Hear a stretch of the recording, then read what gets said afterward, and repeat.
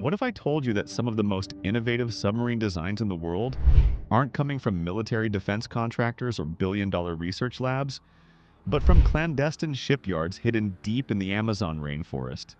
Today, we're diving into a world where necessity truly becomes the mother of invention, where engineers working with fiberglass and diesel engines are outsmarting radar systems and Coast Guard patrols designed by the world's most advanced militaries.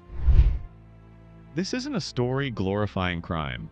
This is a story about understanding innovation in its rawest, most desperate form, and what it reveals about human ingenuity when constraints are absolute and failure means everything.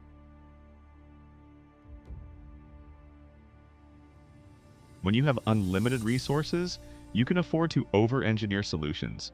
You can add redundancy, backup systems, safety margins, and contingency plans.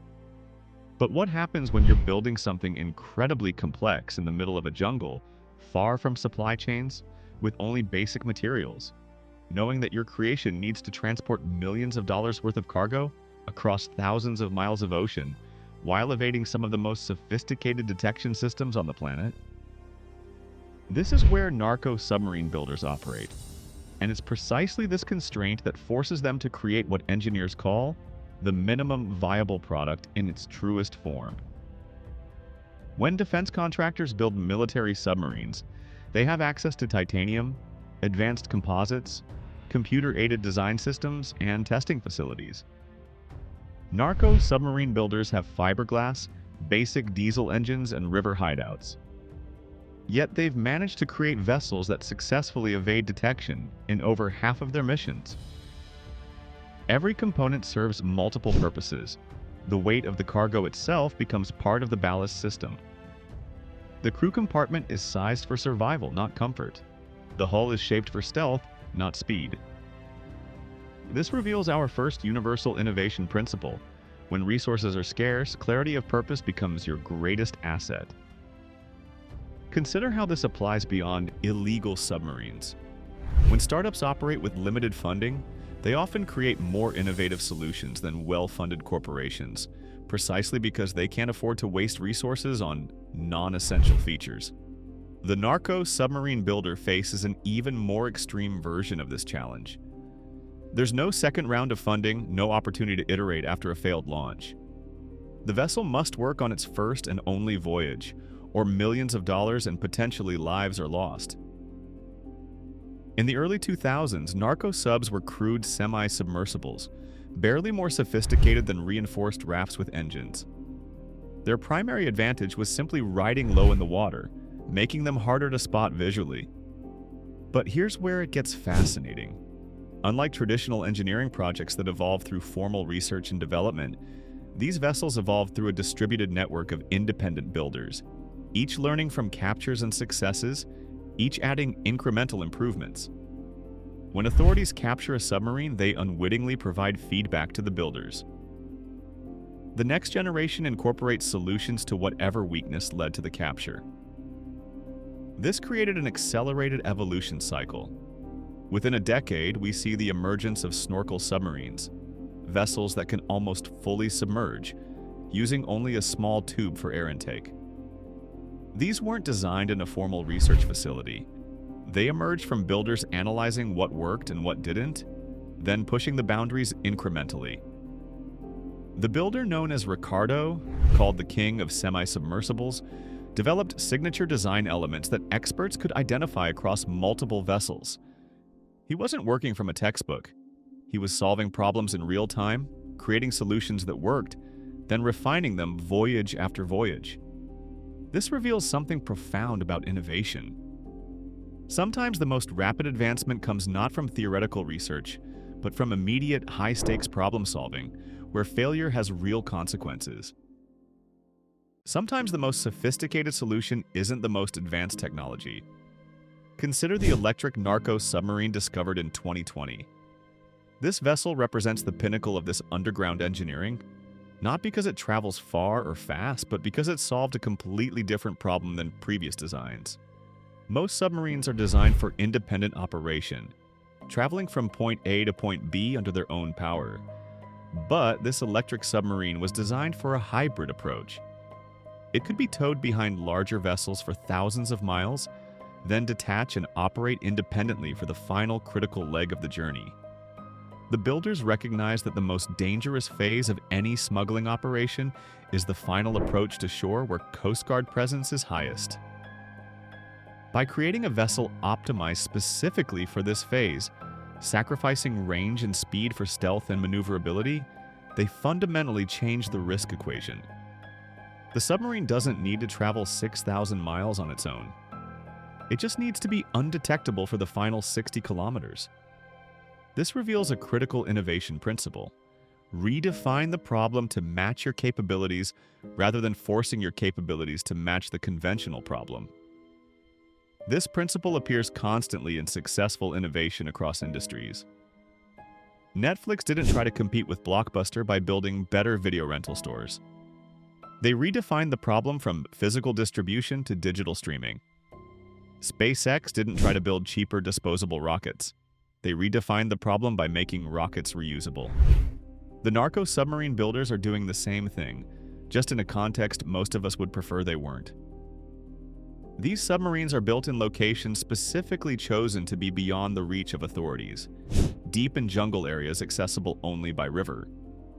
The builders must source materials that don't arouse suspicion, construct massive vessels without heavy machinery, and do all of this while maintaining absolute secrecy. The fiberglass construction isn't just a cost-saving measure, it's a strategic choice. Fiberglass can be obtained without raising red flags, can be worked with basic tools, and creates a hull that's difficult for certain types of sonar to detect. The diesel engines are standard marine engines that could be legitimately purchased for fishing boats. Every component is selected not just for its functional performance, but for its strategic invisibility in the supply chain. This reveals another innovation principle. True innovation often requires reimagining the entire value chain, not just the end product.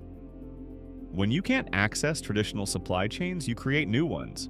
When you can't use conventional manufacturing processes, you invent unconventional ones that work. The master builders who create these vessels have developed expertise that exists nowhere else on Earth. They can't attend engineering conferences or publish papers. Their knowledge is transmitted through apprenticeship and direct observation.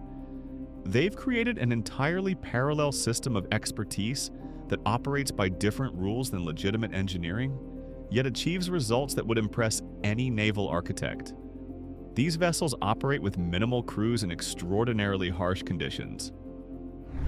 The 27-day Atlantic crossing with 3 men surviving on energy bars and rice, using plastic bags as toilets with no GPS and only a compass for navigation, reveals something about human adaptability under extreme constraint. But more importantly, it reveals how design must account for human limits. The vessels include just enough comfort to keep crews functional, but no more. There's a toilet and sink in the snorkel submarines not as a luxury, but because psychological well-being directly impacts operational success. This teaches us an important principle. Optimal design accounts for human factors without being constrained by human preferences. Most consumer products are designed to maximize comfort. Most industrial products are designed to maximize performance. But when you're designing for extreme conditions with absolute resource constraints, you must find the precise minimum that keeps humans functional. Spacecraft designers face similar challenges. Emergency shelter designers face similar challenges. The optimal solution isn't the most comfortable, it's the minimum that maintains function. Modern Coast Guard vessels use radar, infrared imaging, patrol aircraft, and satellite surveillance to detect smuggling operations. The evolution of narco submarines represents a continuous adaptation to each new detection method. When radar became more sophisticated, the vessels dropped lower in the water. When infrared detection improved, the diesel engines were repositioned to minimize heat signatures. When visual patrols intensified, the snorkel submarines emerged, reducing the visible profile to almost nothing. The electric submarine represents the ultimate expression of this arms race. A vessel that can operate completely submerged, emitting minimal heat, no engine noise, and presenting an almost invisible profile to detection systems. This reveals a crucial principle. Sustainable innovation requires continuous adaptation to a changing threat landscape. In legitimate business, the threats might be competitors, changing regulations, or shifting market demands rather than Coast Guard patrols. But the principle remains the same. You can't create a solution and expect it to remain effective indefinitely. The environment adapts to your innovation, forcing you to innovate again. The Narco submarine builders understand this intuitively. They're not trying to build the perfect submarine, they're trying to build the submarine that works against today's detection methods, knowing that tomorrow will require something different. The trend has also shifted towards smaller, more numerous vessels rather than fewer large ones. Early Narco submarines tried to maximize cargo capacity, carrying as much as possible in single trips. The shift towards smaller payloads distributed across more vessels reduces risk, increases flexibility, and makes the overall operation more resilient to individual failures. This principle appears across biology, computer networks, supply chains, and now underwater smuggling. Distributed systems with redundancy often outperform centralized systems seeking maximum efficiency. So what does all of this mean for legitimate innovation? The Narco submarine story reveals universal principles that apply whether you're building submarines in the jungle or software in Silicon Valley. Constraint-driven excellence forces clarity of purpose. Iterative innovation with real consequences accelerates learning. Redefining problems to match capabilities opens new solution spaces. Reimagining entire value chains enables impossible products. Accounting for human factors without being limited by preferences creates optimal designs. Continuous adaptation to changing environments sustains competitive advantage. The uncomfortable truth is that illegal operations sometimes innovate faster than legitimate ones, precisely because they operate under more severe constraints with more immediate consequences for failure. They can't wait for perfect information or optimal conditions. They must act with what they have, learn from results, and iterate continuously. This doesn't make their activities acceptable, but it does reveal something profound about the conditions that drive innovation. The master builders creating these vessels in hidden jungle shipyards are solving engineering problems that would challenge well-funded research teams. They're doing it with fiberglass and diesel engines, with hand tools and practical knowledge, and they're achieving results that have stumped sophisticated detection systems for over 2 decades. Understanding how they do this, and more importantly, understanding the principles that drive their innovation, gives us insight into innovation itself. These principles aren't limited to submarine construction or illegal activities. They apply anywhere humans face difficult problems with limited resources and real consequences for failure. The question isn't whether we should apply these principles in legitimate contexts. The question is how we create environments that drive the same intensity of innovation without requiring the same illegitimate motivations.